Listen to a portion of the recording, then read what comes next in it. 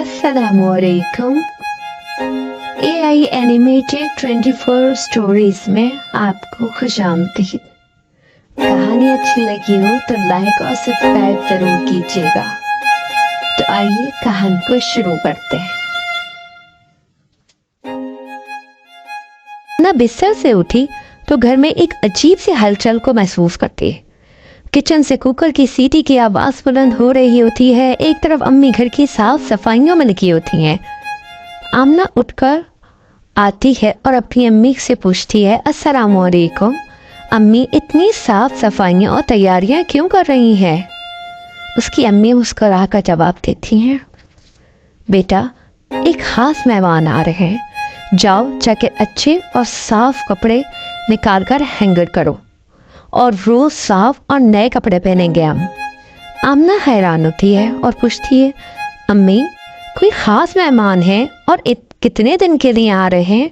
उसकी अम्मी जवाब देती हैं, हाँ बेटा खास मेहमान है और सिर्फ 1 महीने के लिए आ रहे हैं।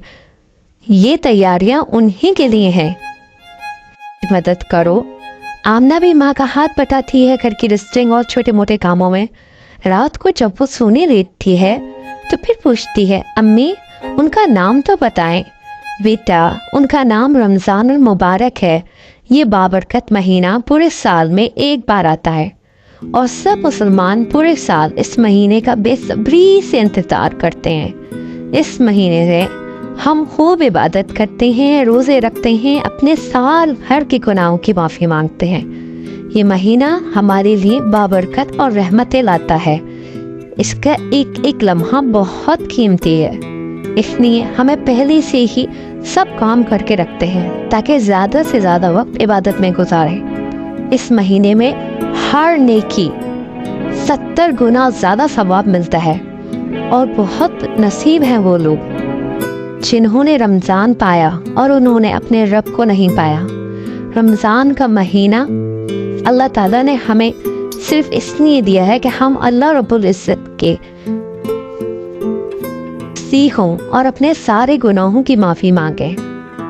सुभान अल्लाह अम्मी, मैं भी खूब रोज़े रखूंगी और सारी इबादत करूंगी ताकि अल्लाह ताला मुझसे भी राज़ी हो सके।